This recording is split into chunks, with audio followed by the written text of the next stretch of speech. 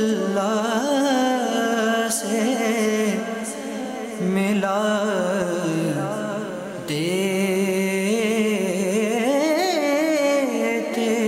हैं। अल्हम्दुलिल्लाहि रब्बिल आलमीन वस्सलातु वस्सलामु अला सय्यिदिल मुरसलीन अम्मा बअदु फ़अऊज़ु बिल्लाहि मिनश शैतानिर रजीम बिस्मिल्लाहिर रहमानिर रहीम अस्सलातु वस्सलामु अलैका या रसूलल्लाह व अला आलिका व अस्हाबिका या हबीबल्लाह अस्सलातु वस्सलामु अलैका या नबियल्लाह व अला आलिका व अस्हाबिका या नूरल्लाह। मदनी चैनल के नाजरीन, सिलसिला अल्लाह के दोस्त एक बार फिर लेकर आपकी खिदमत में हाजिर हुए हैं। अल्लाह करीम रब्बुल इज्जत जल्ला व अला हम सबको ऐसे आमाल बजा लाने की तौफीक अता फरमाए कि हम सब का भी शुमार अल्लाह के प्यारे दोस्तों में हो जाए, अल्लाह के महबूब बंदों में हो जाए। इब्तिदान दुरूद पाक की फजीलत हमारे प्यारे नबी सल्लल्लाहु अलैहि व आलिहि वसल्लम ने इरशाद फरमाया, जो शख्स सुबह के वक्त 3 बार और शाम के वक्त 3 बार मुझ पर दुरूद भेजे, अल्लाह उसकी सुबह और शाम की खताओं को मुआफ फरमा देता है। और जब कभी आप इस तरह की रिवायात सुने तो उमूमी तौर पर इससे मुराद खताएं यानी गुनाह सगीरा मुराद होते हैं कि जो अल्लाह रब्बुल आलमीन कई ऐसी नेकियों की वजह से हमारे उन सगीरा गुनाहों को मुआफ फरमाता है। बाज आमाल वो हैं कि जिन पर कबीरा गुनाह भी मुआफ होते हैं। हज के मामलात के अंदर कई ऐसी चीजों को बयान किया गया जहां कबीरा और हलाक करने वाले गुनाहों को रब ताला उन मनासिक की अदायगी के बदौलत वो मुआफ फरमाता है। बाकी कबीरा गुनाहों से इंसान को सच्ची तौबा करनी चाहिए। जब इंसान सच्ची तौबा अल्लाह की बारगाह में करता है तो रब ताला उसके कबीरा गुनाहों को भी मुआफ फरमा देता है। तो बहरहाल कई ऐसी नेकियां हैं जिनकी बदौलत सगीरा गुनाह भी मुआफ होते हैं और उनमें दुरूद पाक पढ़ना भी एक अमल है। अल्लाह रब्बुल आलमीन हम सब के सगीरा कबीरा गुनाहों को मुआफ फरमाए और हमें ऐसे आमाल करने की तौफीक अता फरमाए जो अल्लाह के प्यारे अंबिया कराम अलैहिस्सलाम, सहाबा कराम अलैहिम रिदवान और औलिया सालिहीन का मामूलात थे। सल्लु अलल हबीब सल्लल्लाहु तआला अला मुहम्मद सल्लल्लाहु अलैहि व आलिहि वसल्लम सलातु व सलामन अलैका या सय्यदी या रसूल अल्लाह। मदनी के नाजरीन, अल्लाह रब्बुल आलमीन ने इंसान को पैदा किया है और खुद ही इरशाद फरमाया नहीं इनको पैदा किया मगर ये कि वो इबादत करे। यानी अल्लाह ने अपनी इबादत के लिए इनको पैदा फरमाया और इरशाद फरमाता है, अल्लज़ी खलक़ल मौता वल हयाता लियब्लुवकुम अय्युकुम अहसनु अमला। अल्लाह ने मौत और जिंदगी को बनाया है। क्यों? इसलिए ताकि वो आजमाए कि तुम में अच्छे अमल करने वाला कौन है। अच्छे औसाफ, अच्छे आमाल इख्तियार करना और अपनी जिंदगियों को इस अंदाज से गुजारना कि अल्लाह रब्बुल आलमीन हमसे राजी हो जाए, अल्लाह के प्यारे रसूल सल्लल्लाहु अलैहि वालैहि वसल्लम वो हमसे राजी हो जाए। जी हाँ, यही जिंदगी के मकासद है। रिज़ाए इलाही के लिए, अल्लाह को राजी करने के लिए आमाल को बजा लाना। नबी करीम सल्लल्लाहु तआला अलैहि वसल्लम की कई अहादीसे मुबारक जिसमें लिल्लाहियत का दर्स दिया, पैगाम दिया, रिज़ा इलाही के लिए काम करो, अल्लाह को राजी करने के लिए हिजरत की।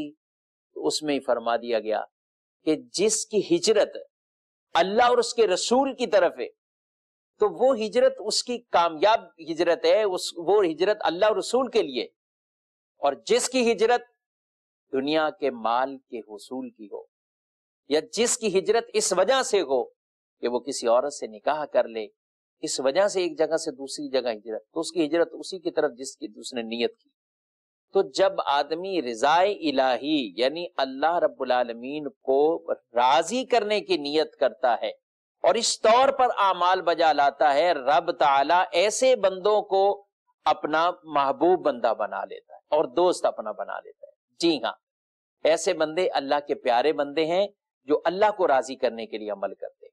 قرآن پاک میں اللہ جگہ بجگہ ان کی تعریفیں فرماتا ہے، ارشاد فرماتا ہے وَيُطْعِمُونَ الطَّعَامَ عَلَى حُبِّهِ مِسْكِينًا وَيَتِيمًا وَأَسِيرًا إِنَّمَا نُطْعِمُكُمْ لِوَجْهِ اللَّهِ لَا نُرِيدُ مِنْكُمْ جَزَاءً وَلَا شُكُورًا۔ ارشاد فرمایا وہ اللہ کی محبت میں، جی ہاں اللہ کی محبت میں لوگوں کو کھانا کھلاتے، کن کو؟ مسکین کو، یتیم کو، اسیر کو، قیدیوں کو کھانا کھلاتے ہیں، لیکن ان کا مقصد کیا ہے؟ اللہ کی محبت میں۔ اور پھر وہ کہتے کیا ہیں؟ انما نطعمکم لوجہ اللہ لا نرید منکم جزاء ولا شکورا، ہم نے جو یہ عمل کیا ہے یہ اللہ کی رضا کے لیے کیا ہے، لوجہ اللہ، اللہ کی رضا کے لیے ہمارا یہ عمل ہے۔ فقیروں سے کہتے ہیں تم سے کوئی ہمیں بدلہ نہیں چاہیے، کوئی تھینک یو نہیں چاہیے، کوئی شکریہ نہیں چاہیے، ہم نے جس رب کے نام پر یہ عمل کیا ہے اللہ خود ہی اس کا اجر و ثواب عطا فرمائے گا۔ اللہ راضی ہو گیا، رضا الہی انسان کو مل گئی تو وہ سب کچھ اس نے پا لیا ہے۔ اور مدنی چینل کے ناظرین کئی اعمال ایسے ہیں، اللہ فرماتا ہے نماز پڑھو، اقم الصلاۃ لذکری، میری یاد کے لیے نماز قائم کرو۔ نماز اہم ترین فرائض میں سے کہ جو آدمی کو رب کے قرب میں پہنچا دیتی ہے۔ جی ہاں اللہ جب کسی سے محبت فرماتا ہے تو اس کے اعمال ہیں۔ بخاری شریف میں حدیث قدسی بیان کی گئی ہے جس میں یہ ارشاد فرمایا گیا ہے کہ میرا بندہ فرائض سے بڑھ کر کوئی عمل ایسا نہیں ہے کہ جس کے ذریعے میرا قرب حاصل کرے۔ فرائض کے اندر نماز ہے، روزہ ہے، زکوٰۃ ہے، حج ہے، یہ وہ کام ہے جو کرنے ہیں، اور بعض وہ کام ہے جن کو نہیں کرنا، جن سے بچنا فرض ہے۔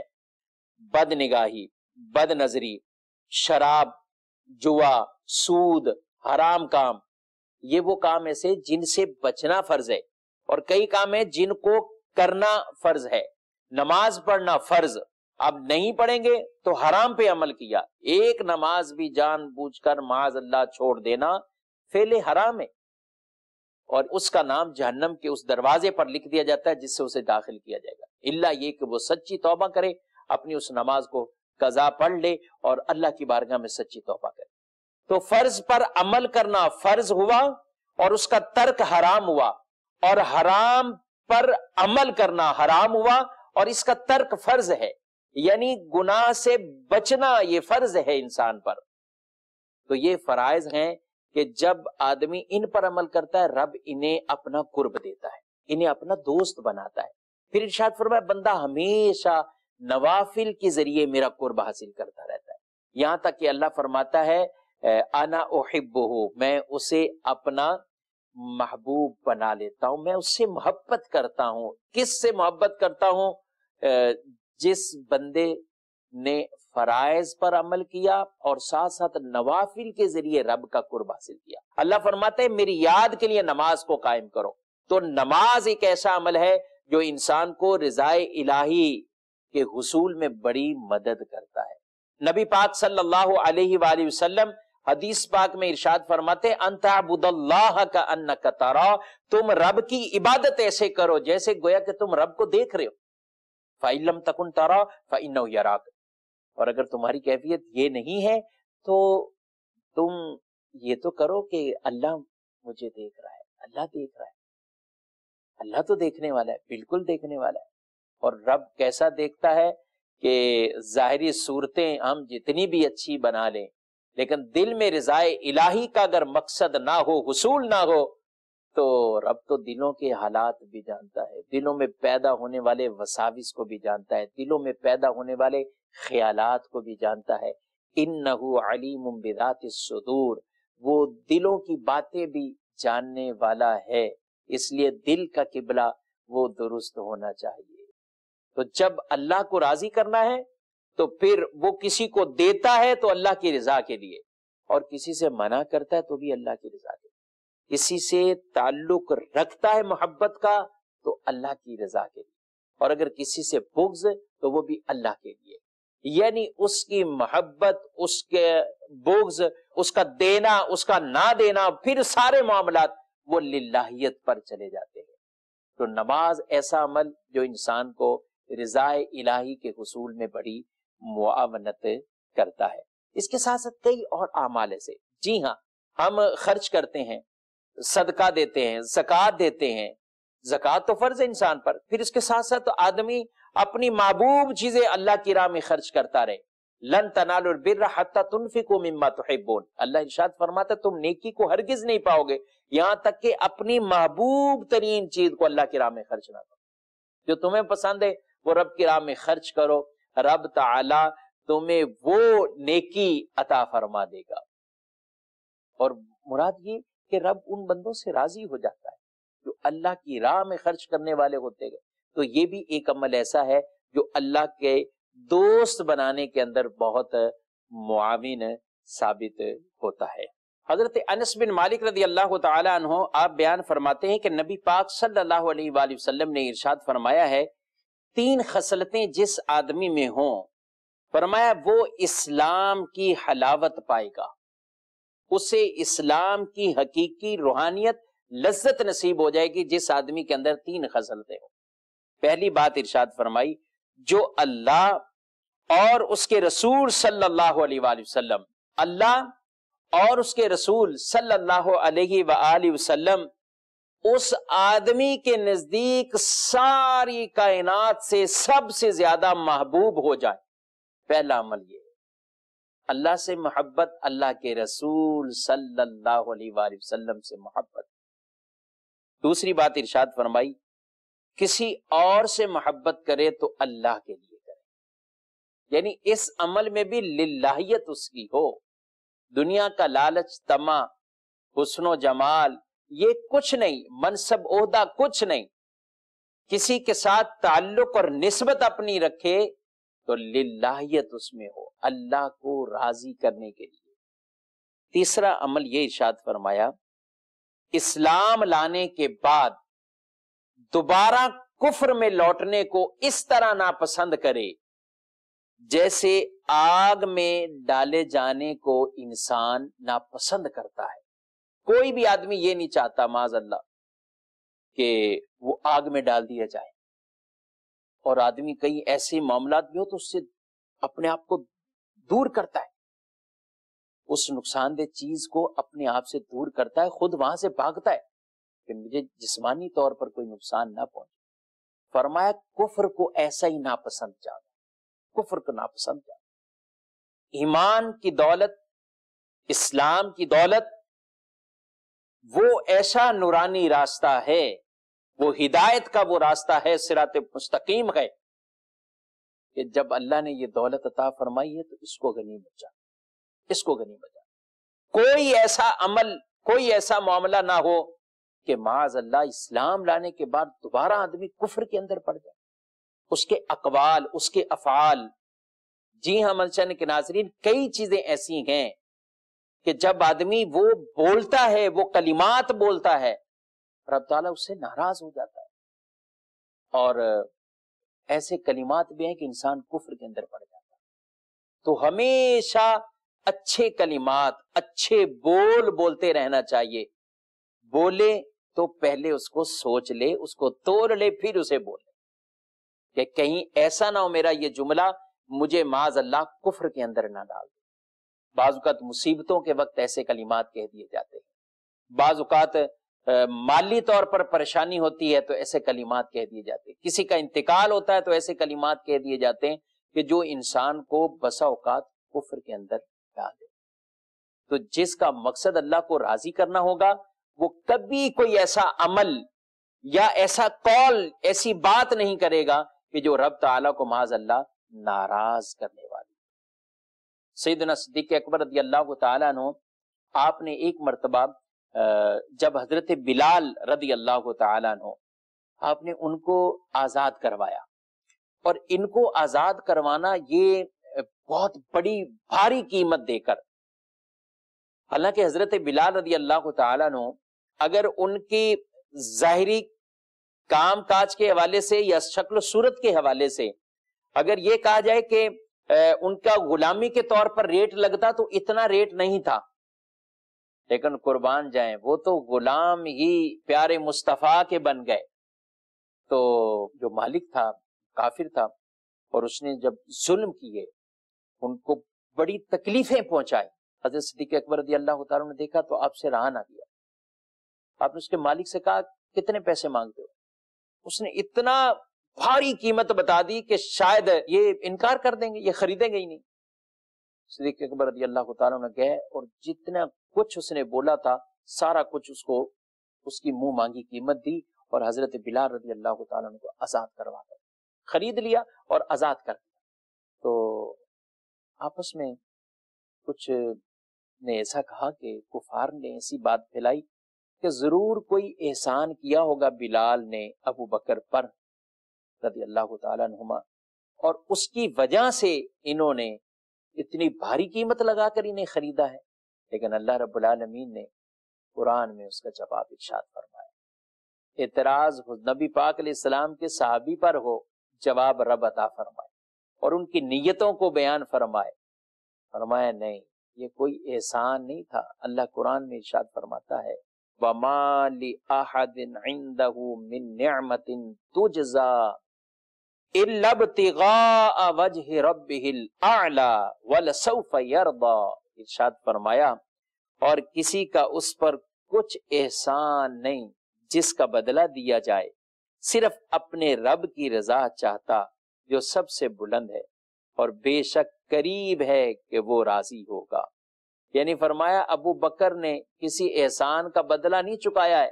جو بلال رضی اللہ تعالیٰ عنہ کو آزاد کیا ہے، خرید لیا ہے، بڑا مہنگا خرید لیا ہے، کہا نہیں، یہ عمل بھی کیا ہے تو اپنے مولا رب عز و جل کو راضی کرنے کے لیے کیا ہے، اللہ کی رضا کے لیے کیا. حدیث میں فرمایا ان اللہ لا ينظر الى صورکم، اللہ تمہاری صورتوں کو نہیں دیکھتا، ولکن ينظر الى قلوبکم، اللہ تمہارے سینوں کو، تمہارے دلوں کو دیکھتا. جب انسان کی دل کی نیت کا قبلہ درست ہو جائے تو پھر کئی معاملات اللہ بہتر فرما دیتا. جسے رضائے الہی والا مقصد مل گیا تو اس آدمی کو دنیا آخرت کی بلائیاں مل گئی، سب کچھ مل گیا جس سے رب راضی. رضی اللہ عنہم ورضوا عنہ، صحابہ کرام علیہ مردوان کی وہ ذاتیں ہیں اللہ اکبر کہ جن کے لیے قرآن میں اللہ بشارتیں عطا فرماتا ہے اللہ ان سے راضی، یہ اپنے رب سے راضی. وہ سب کچھ لٹا کر بھی، وہ سب کچھ دے کر بھی بظاہر کچھ نہیں پاس رکھتے. صحابہ اتنا کچھ دیتے ہیں، اپنی جان، مال، وقت، سب کچھ. نہ صرف یہ مکے سے مدینے ہجرت کی طرف جانا ہے، اللہ کا حکم ہوا تو یہ نہیں کہا صحابہ نے کہ یا رسول اللہ صلی اللہ علیہ وسلم مکے میں ہمارا کاروبار، مکے میں ہمارا گھر بار، مکے میں ہماری یہ چیزیں کہاں ہوں گی. کچھ حکم اللہ کا آیا، چلو مکے کو چھوڑ کر یہ مدینے کی طرف جا رہے ہیں، لیکن پوچھ نہیں رہے یا رسول اللہ ہمارا وہاں مدینے میں کیا ہوگا، کاروبار، تجارت، کچھ معاملات نہیں، کچھ نہیں، بس اللہ کا حکم آ گیا، اب سب ختم، خلاص. یہ مسجد کے ناظرین میرے آپ کے لیے، سب کے لیے بہت درس ہے. آج ہم چھوٹی چھوٹی باتوں پہ بڑے پریشان ہو جاتے ہیں، چند خواہشات پوری نہیں ہوتی تو ہم پریشان ہو جاتے ہیں، دنیاوی کچھ معاملات میں الجھ جاتے ہیں تو شاید سمجھتے ہیں کہ ہم ہی سب سے پریشان ہیں. نہیں نہیں، جب آدمی اللہ کی رضا کے لیے کام کرتا رہے اور حرام سے بچتا رہے اور حلال حاصل کرتا رہے، رب کو یہ بندہ بہت پیارا لگتا ہے.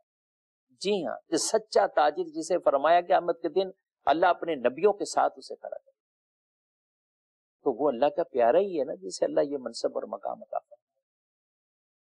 تو یہ صحابہ کرام علیہ رضوان کی زندگیاں دیکھیں ہمارے سامنے، انہوں نے اس طرح کی قربانیاں دی اور قرآن انہیں بشارتیں دے رہا ہے اللہ ان سے راضی ہو گیا اور وہ رب سے راضی ہو گیا. رب نے ان کے لیے اتنا کچھ انعامات عطا فرمائے. صدیق اکبر رضی اللہ تعالیٰ عنہ کے بارے میں قرآن نے بیان فرمایا کہ ان کا یہ کسی پر بدلہ نہیں چکانا مقصود تھا مقصد تو کیا تھا؟ إِلَّا ابْتِغَاءَ وَجْهِ رَبِّهِ الْأَعْلَى، انہوں نے اللہ رب العالمین کو راضی کرنے کے لیے یہ کام کیا ہے. تو جب ہم بھی کچھ دیں، کبھی کسی پر احسان کریں، کوئی صدقہ دیں، تو پھر احسان مدنی چینل کے ناظرین نہ جتلائیں. جس رب کے نام پہ دیا ہے وہ رب اس کا بدلہ دے گا.